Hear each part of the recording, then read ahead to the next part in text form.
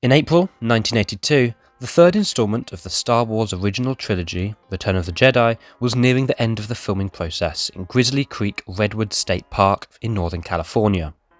Peter Mayhew, who portrayed Chewbacca, a big, tall, very hairy anthropomorphic creature, was advised not to wander off set in between filming by crew members, and if he did, he would have to be accompanied by men in brightly coloured vests. Why?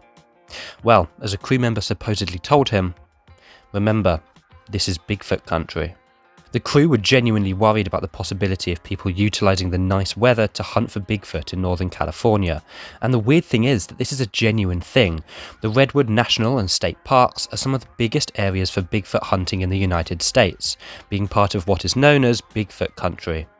The town of Willow Creek having the largest concentration of iconography, mythology, and following of the cryptid, with hunters going into the woods frequently in the hopes that they would find it. But how did this widespread belief in Bigfoot come to be, especially in the Northern California area? The legend can be traced back to ancient folklore thousands of years ago, but the true origin of Bigfoot, I think, was born from the Jerry Crew incident. On August 27, 1958, Jerry Crew was working for a logging company in Northern California. Logging, for those who don't know, is cutting down trees and transporting the logs for companies to use for building, fuel, furniture, etc. Anyway, to do this, Crew operated a bulldozer, and that morning noticed several large footprints embedded in the mud around the large vehicle, almost 16 inches long and 7 inches wide. This was near Bluff Creek, and the crew of men he worked with started to refer to whatever was responsible as Bigfoot. It then caught on to local newspaper, the Humboldt Times, which mentioned the sight of an ape-like creature, and then bigger publications such as the New York Times and Los Angeles Times published articles as well. The name caught on in the local area, and the myth began. Upon reading one of the articles about the Bigfoot legend, Roger Patterson, a cowboy living in Washington, became obsessed with finding the cryptid. He visited California many times and was planning to create a documentary about Bigfoot, even copywriting the name. On October 20th, 1967, Patterson and his friend Robert Gimlin supposedly stumbled across a creature near Bluff Creek on one of these frequent trips. Patterson whipped out his camera and filmed this short, 3-minute-long video, a short section of which showing the creature walking across the bank, turning once to face the camera, and then walking into the trees.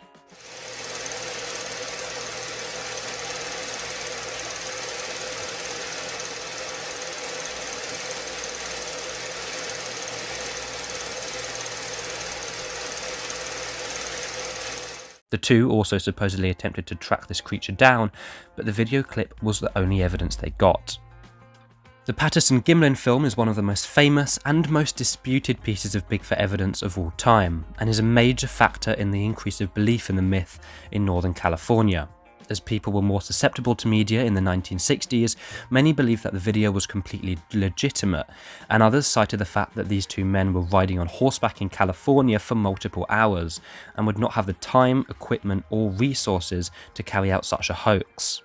However, others, such as Dr. Jeffrey Meldrum, an expert on anthropology, compared the creature to the eponymous species portrayed in Beneath the Planet of the Apes, a film created just 3 years later in 1970. But even then, the costumes that were used for a high-budget production look a lot worse when compared to a higher resolution remaster of the Patterson-Gimlin film. Since the popularization of the idea that Bigfoot could be real and roaming Humboldt County and the surrounding area, the practice of squatching, searching for the creature, became massive.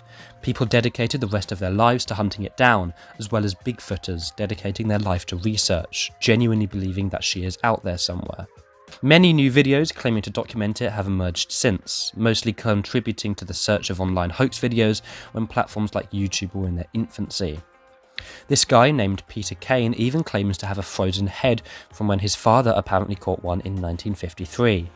It's, by the way, I've taken a lot of shit on my YouTube channel, people saying that I'm always making jokes, this is not real. This is real. Not everything in my life is a joke. This Bigfoot head, the Bigfoot, I've showed the Bigfoot's feet, its arms, its penis. I've shown a lot of the Bigfoot. That's real.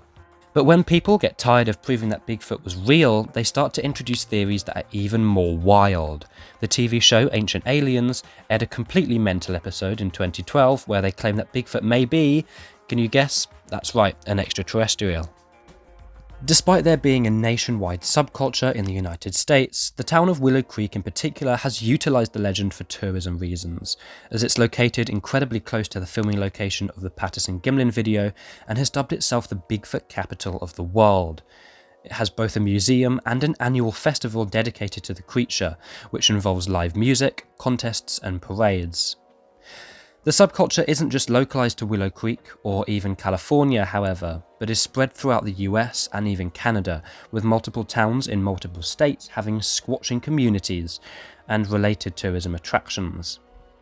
While Bigfoot arguably now is more of a commercial and pop culture icon, it's incredible to see how local press in the 1950s, and a mysterious short film taken just a few years later, can influence large amounts of the population to be so dedicated in hunting Bigfoot down. It's a testament to how influential the media was 60 or 70 years ago compared to today, where the media has been over-sensationalised to the point where something like that today would not cause such a cultural phenomenon.